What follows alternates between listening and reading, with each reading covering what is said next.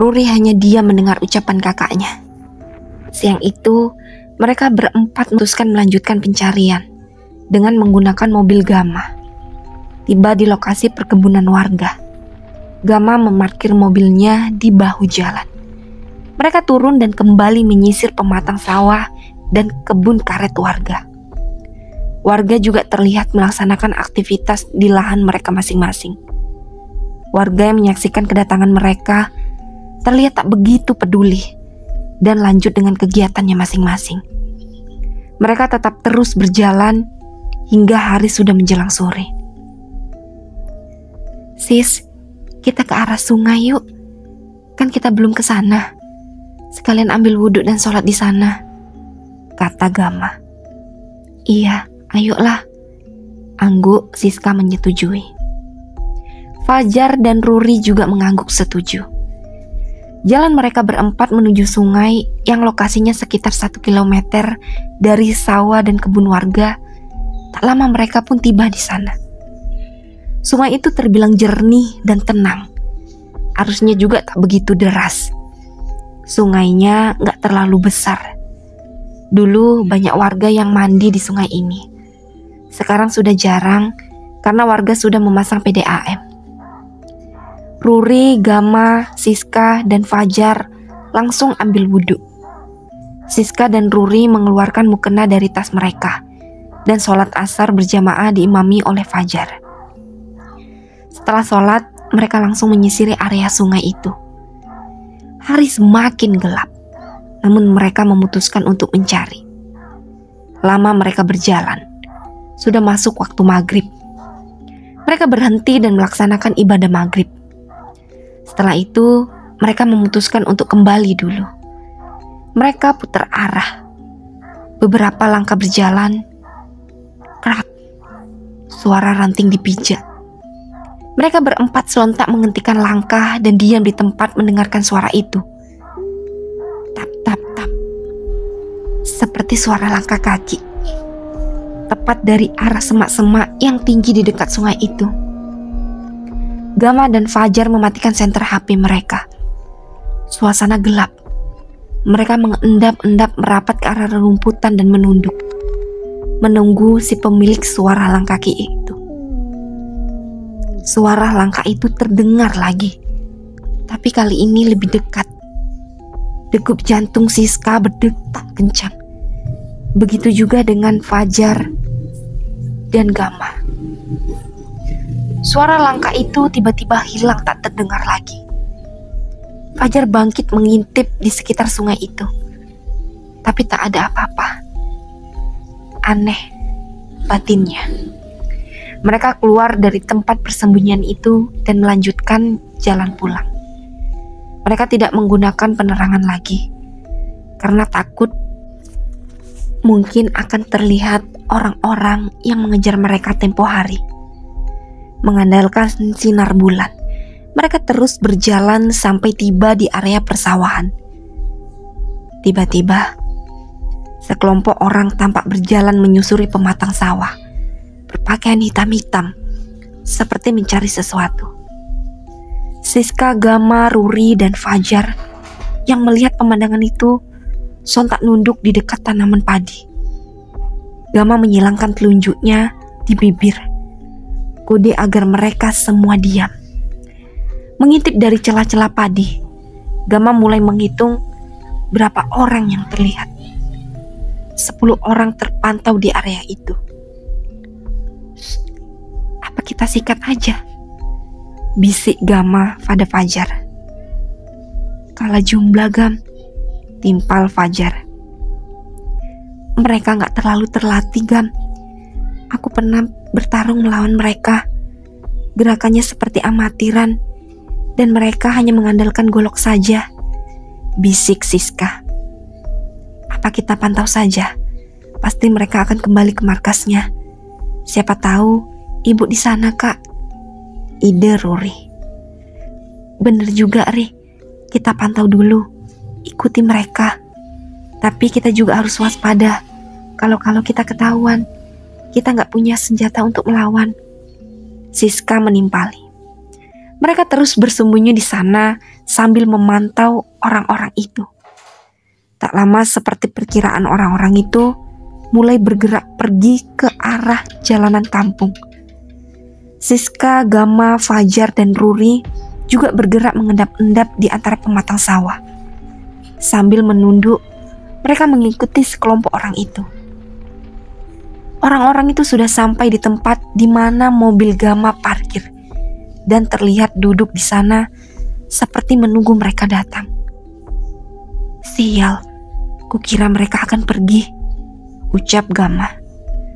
Kalau udah kayak gini, gak ada pilihan lagi, Gam, kata Fajar. Iya dah, lama juga gak olahraga.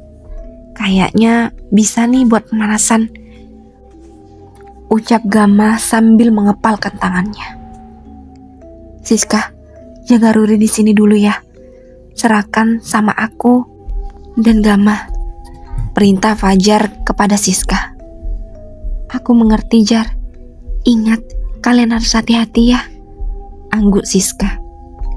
Fajar dan Gama mulai berjalan mengendap-endap menyusuri pematang sawah. Terus menunduk sampai akhirnya mereka sudah berdiri memunculkan diri di dekat jalan.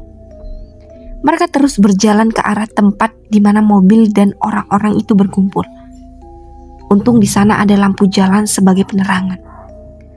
Melihat dua sosok berjalan mendekat, sontak membuat orang-orang itu berdiri bersiap untuk menghadang. Fajar dan Gama terus berjalan mendekati orang-orang itu.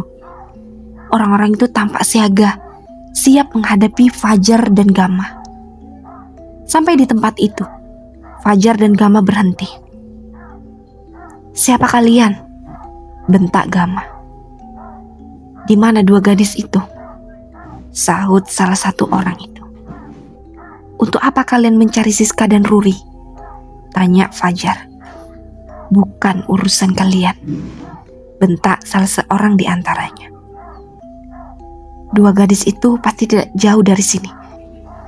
Cepat cari mereka, perintah orang itu lagi. Mungkin dia atasannya. Oh, tidak semudah itu, Ferguso, ucap Gama sambil memain-mainkan batu yang cukup besar di tangannya.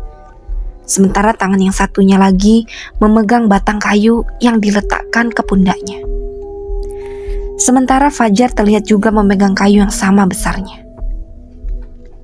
Orang-orang itu mulai bergerak mencari Siska dan Ruri. Gama yang melihat itu lantas melemparkan batu ke arah salah satu orang itu. Buk! Batu itu mengenai tubuh salah seorang itu.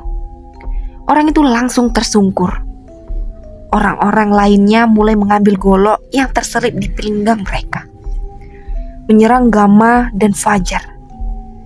Gama dan Fajar tak tinggal diam. Mereka mulai mengayunkan kayu itu menghantam orang-orang itu. Perkelahian tak dapat dihindarkan. Gama menangkis serangan-serangan mereka. Fajar juga tak kalah sigap menangkis dan mengelak serangan itu. Mereka berdua saling membelakangi, melindungi satu sama lain. Serang salah seorang dengan goloknya. Plak! Tangkis Gama. Kayu itu menghantam orang yang menyerang itu. Satu persatu orang itu mulai tersungkur. Gama dan Fajar terus saja menghantamkan kayu-kayu mereka. Golok itu melayang lagi. Fajar dengan cepat mengelak serangan itu dan menendangi orang-orang itu. Hantaman kayu mereka fokuskan ke lengan-lengan yang memegang golok, lalu mulai menyerang bagian tubuh bawah mereka. Orang-orang itu mulai tumbang, namun ada yang bangkit lagi, mulai menyerang kembali. Yang Gama dan Fajar tidak sadari, dua orang lagi pergi dari sana dan mencari Siska dan Ruri. Siska yang melihat dua orang itu mulai bergerak dari kejauhan, mulai bersiap-siap. Dia membuat tapak tangannya dengan kain yang sudah dipersiapkan tentunya. Tak lupa mengeluarkan pisau yang sudah dipersiapkan sebelumnya. Siska dan Ruri terus bersembunyi. Sialnya, dua orang tadi menyisir pematang sawah tak jauh lagi dari mereka berdua. Siska terus fokus. Cahaya bulan remang-remang menyinari mereka di sana. "Ruri, sembunyi," titah Siska kepada adiknya itu. Ruri mengangguk paham. Siska mengendap-endap, berjalan memutar menuju ke arah mereka. Sementara Ruri di tempatnya menunduk merapat ke arah padi-padi. Siska semakin dekat ke arah dua sosok itu, memunculkan diri. Siska berdiri tepat di belakang mereka. Dan Siska menyerap dari belakang salah satu orang itu dan mengunci lehernya, sambil bergelantungan di tubuh orang-orang itu. Dan Siska mencekik leher orang itu dengan kedua lengannya. Orang yang satunya lagi yang melihat temannya dipiting Siska langsung berlari menuju ke sana. Tapi cekikan Siska membuat orang itu tumbang. Orang itu jatuh ke tanah. Siska dengan sigap mengambil golok yang terselip di pinggang orang yang dilumpuhkannya tadi.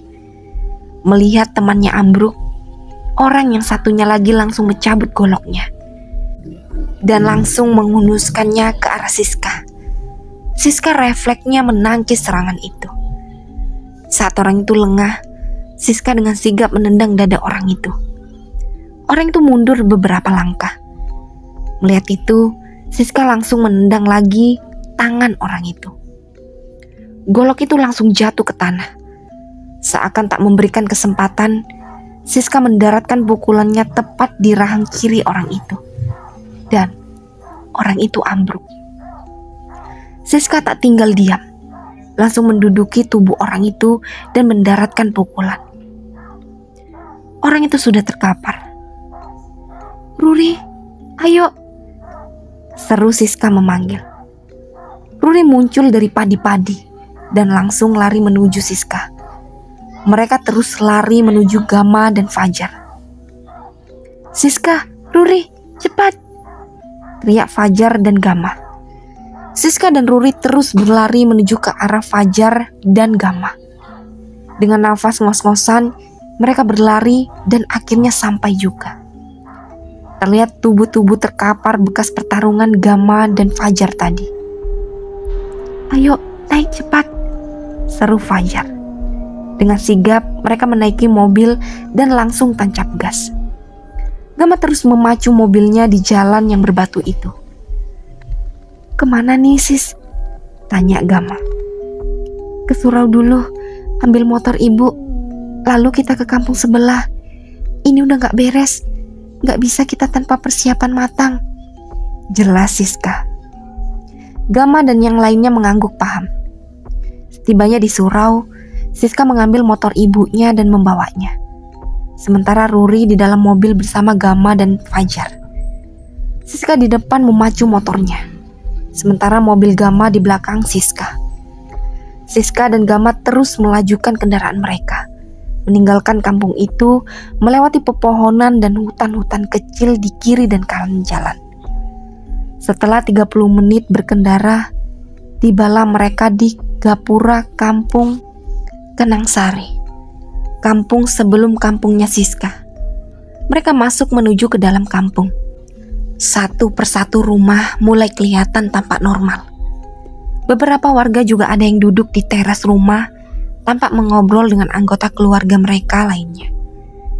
Siska tampak menepi di salah satu rumah penduduk, turun dari motor dan mulai menyapa warga situ. "Assalamualaikum, Pak, Bu. Di sini rumahnya kepala desa di mana ya?" tanya Siska sopan. "Waalaikumsalam. Oh, bentar ya, Nak. Bobby," jawab ibu-ibu itu sembari memanggil anaknya. "Iya, Bu, ada apa?" saut anak lelaki remaja keluar menghampiri ibunya. "Antar dulu kakak-kakak ini ke rumah Pak Hendrik," seru ibu itu lagi. "Adik ini siapa dan dari mana?" tanya bapak-bapak yang duduk di dekat ibu-ibu tadi. "Saya Siska, Pak. Saya dari kampung Bungasari. Ada perlu dengan Pak Kades," Siska sopan. "Hah? Kampung Bungasari? Itu kan kampung..." Kalimat bapak itu terhenti karena tangannya disenggol oleh ibu-ibu di sebelahnya tadi. Ya sudah, kamu ikut saja anak ibu. Nanti dia akan antarkan ke rumah Pak Hendrik, ucap ibu itu. Setelah mengucapkan terima kasih dan berpamitan, Siska menuju motornya dan langsung menuju mengikuti motornya Bobby yang sudah jalan duluan. Begitu juga mobilnya Gama yang sedari tadi parkir menunggu Siska di tepi jalan. Siska dan Gama mengikuti motor Bobby yang tampak belok ke sebuah rumah bercat putih dengan pohon mangga di depan halamannya. Rumah itu tampak besar, namun desainnya sederhana. Assalamualaikum, Pak. Oh Pak, ini ada yang nyariin, panggil Bobby yang langsung mengetuk pintu. Tak lama keluar seorang pria berumur sekitar 50 tahunan, bertubuh tegap, memakai kaos berwarna biru cerah dan celana panjang. Pria itu tampak bersahaja. Waalaikumsalam. Lah, kamu Bobby, ada apa? Tanya Pak Hendrik. Ini Pak, ada yang nyariin Bapak. Tunjuk Bobby dengan jempolnya ke arah orang-orang di belakangnya. Setelah berpamitan, Bobby pun pulang dan Siska serta yang lainnya dipersilakan masuk ke dalam rumah Pak Hendrik. Tuti, buatkan minum untuk tamu kita ini, panggil Pak Hendrik. Mungkin itu ART-nya. Iya Pak, saut wanita setengah baya berdandan agak gemuk yang datang dari arah belakang lalu kembali lagi. Tak lama Mbak Tuti muncul membawa nampan berisi gelas-gelas teh dan beberapa roti dan cemilan. Silakan adik-adik dicicipi teh dan rotinya. Seadanya saja, ucap tuan rumah itu mempersilakan tamu-tamunya. Iya Pak, angguk mereka hampir bersamaan. Mata Pak Hendrik menelisik tamu-tamunya ini dengan seksama. Mereka berempat tampak berantakan, serta kelihatan lelah sekali. Adik-adik ini siapa dan dari mana? Serta ada keperluan apa kemari? Tanya Pak Hendrik sopan. Nama saya Siska, ini adik saya Ruri, dan ini teman saya Gama dan Fajar. Saya dan Ruri berasal dari kampung Bungasari Pak. Sudah 2 hari ibu kami menghilang Pak. 2 teman saya ini berasal dari kota, ikut membantu saya mencari ibu, jelas Siska dengan suara serak menahan air mata. Dia jelas sudah lelah. Angguk Pak Hendrik paham. Dia nampak tak terkejut mendengar penjelasan Siska, mengingat banyak juga warga kampung Siska yang bermigrasi ke desa ini. Saya ingin minta tolong Pak. Saya nggak tahu lagi harus kemana. Saya sudah mengadu pada Pak Kades Kadir, tapi pencarian hanya dilakukan setengah hari. Dan saat saya dan teman-teman saya mencari lagi, malah mendapat serangan dari orang-orang yang saya bahkan nggak tahu mereka siapa Pak. Suara Siska gemetar. Bulir-bulir bening sudah jatuh menetes dari mata itu. Nak Siska, saya tidak bisa bantu banyak. Yang saya bisa hanya mempersilahkan warga Bungasari menetap di sini, menampung mereka jadi warga sini. Hanya itu yang bisa saya lakukan. Bapak juga sudah mendengar tentang kejadian-kejadian di kampung itu. Tapi Bapak juga nggak berhak ikut campur urusan kampung kalian. Begini saja, malam ini nginaplah di rumah Bapak dulu. Besok pagi kalian temui Pak Asmat, adik dari almarhum Kiai Abdullah. Dia tahu sedikit banyak tentang kampung itu. Yang sabar ya Nak Siska. Bapak doakan semoga ibu Nak Siska segera ditemukan dalam keadaan yang tidak kurang satu apapun, ucap Pak Hendrik. Amin ya Allah. Serentak mereka semua mengaminkan. Mereka pun menginap di rumah Pak Hendrik malam itu. Mbak Tuti segera mempersilahkan Siska dan Ruri masuk ke kamarnya. Sementara Gama dan Fajar digelarkan ambal di ruang tamu. Di sanalah mereka tidur. Pak Hendrik mempersilakan mereka makan dan istirahat malam itu. Sementara itu di tempat lain. "Bagaimana bisa kalian gagal menangkap dua gadis itu? Hah?" bentak seorang pria kepada para bawahannya. "Maaf Tuhan, kami tidak menyangka dua lelaki yang ikut bersama mereka ternyata bukan orang sembarangan. Mereka bisa bela diri. Dan gadis yang satunya juga bisa bela diri. Kami kewalahan menghadapi mereka," jawab salah satu anak buahnya gemetar. "Ah, kalian saja yang tidak becus." Lelaki itu pun berlalu menuju sebuah ruangan. Di sana ada seorang wanita cantik memakai kebaya merah marun. Rambutnya tampak disanggul dengan tusuk konde. "Maaf Nyai, mereka gagal mendapatkan dua wanita itu malam ini. Bagaimana dengan ritual penebusan dosanya Nyai?" simpu pria itu. "Mau bagaimana lagi? Kita pakai saja ibu mereka. Malam ini harus diadakan ritual penebusan dosa. Kumpul semua anggota kita. Kita tidak ada pilihan lain. Kali ini mungkin khasiatnya tidak lama, karena bukan perawan. Tapi masih bisa sampai kita menemukan gadis-gadis itu," ucap wanita cantik itu sambil bangkit dari tempat duduknya. Ibu Nuri disekap, mulutnya dililit kain, kepalanya ditutup lagi dengan kain, ditempatkan di sebuah ruangan gelap. Seseorang datang membuka pintu ruangan tersebut. Bu Nuri gelagapan, berusaha memberontak. Dua wanita memasuki ruangan itu, menggapit di kiri dan kanan, memaksa Bu Nuri untuk bangkit. Bajunya dilucuti, diganti dengan sepotong kain putih, mirip seperti daster, namun putih polos. Hijabnya dilepas, rambut Bu Nuri digerai.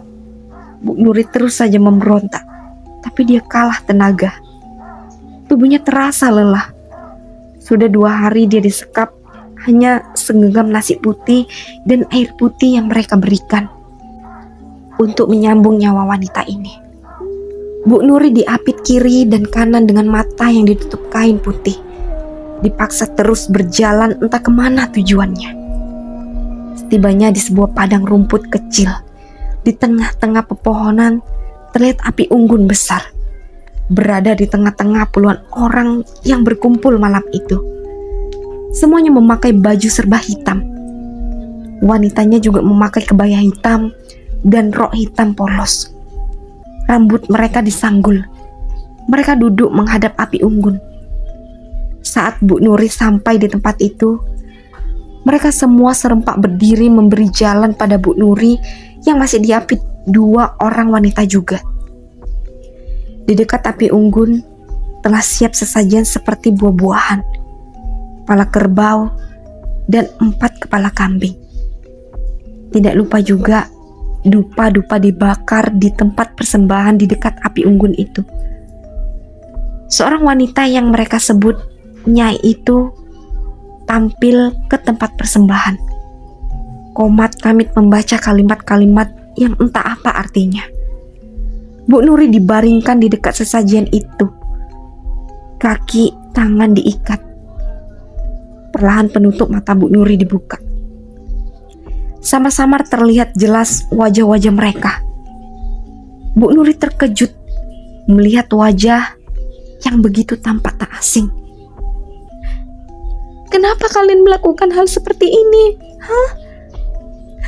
Apa salahku pada kalian semua?"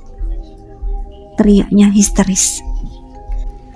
Orang-orang itu tidak menjawab dan memasang wajah datar. Tiba-tiba seorang pria menepuk bahu Bu Nuri, dan seketika itu Bu Nuri terdiam seperti terhipnotis. Pandangannya kosong. Satu persatu ikatan itu dibuka. Bu Nuri tidak memberontak lagi.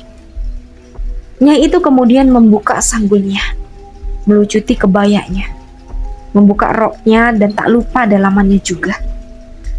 Tubuhnya polos tanpa sehelai benang pun.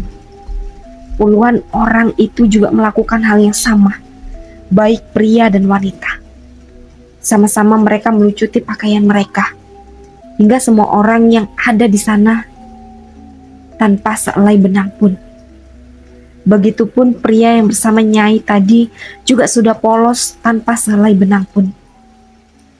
Nyai mulai mencumbu pria itu, melumat bibirnya. Pria itu pun membalas lumatan itu. Mereka saling menukar salivah. Orang-orang yang melihat adegan itu mulai melakukan hal yang sama. Bu Nuri yang tadinya terbaring sekarang sudah bangkit membuka pakaian yang dikenakannya.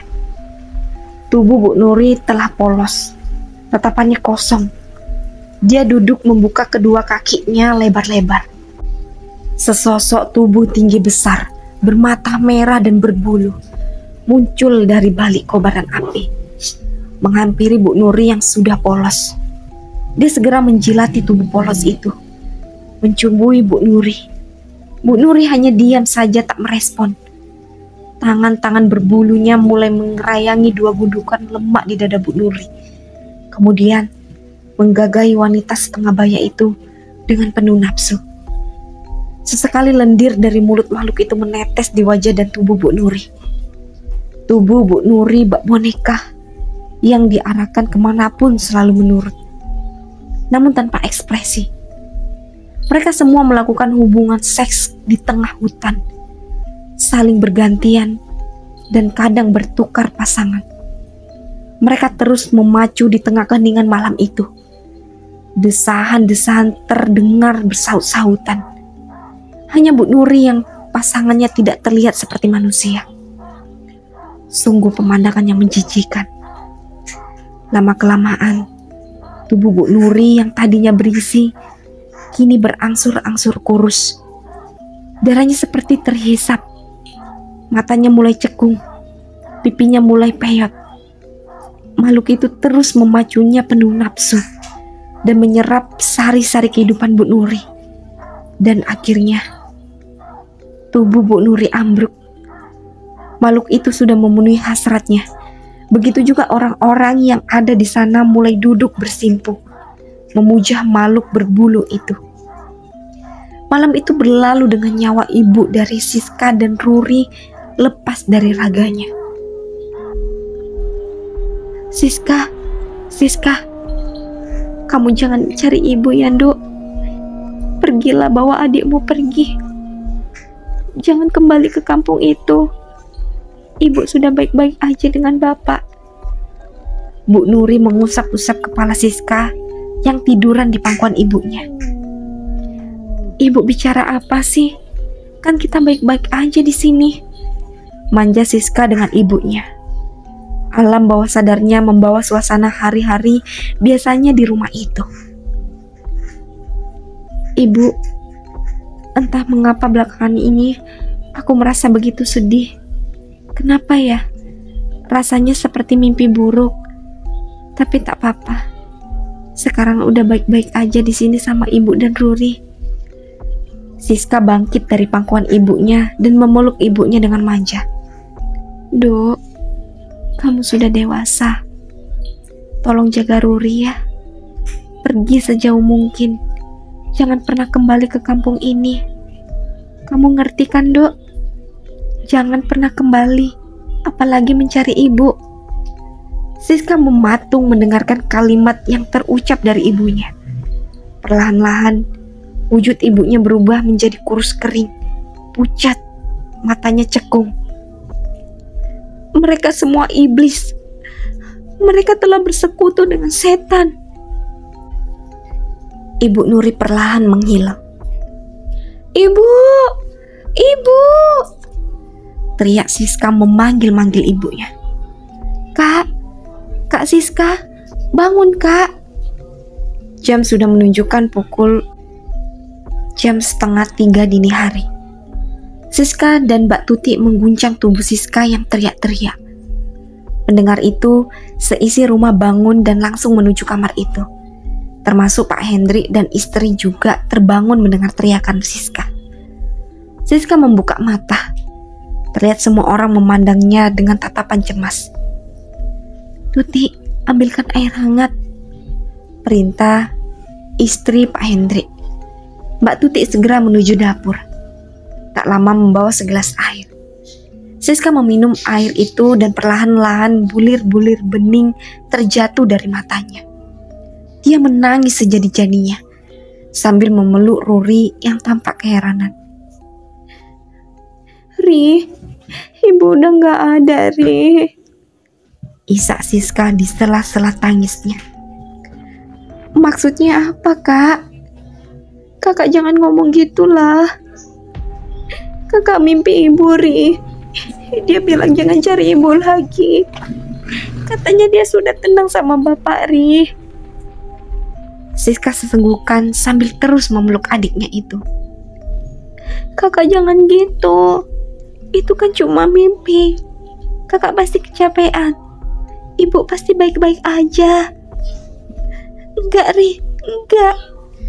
Firasat kakak mengatakan kalau itu beneran ibu. Dia suruh kita pergi dan jangan kembali ke kampung itu, Ri." Sudah Siska, kamu tenangkan diri dulu. Kembali istirahat. Mudah-mudahan mimpi itu hanya bunga tidur, ucap istri Pak Hendrik sambil mengelus belakang tubuh Siska.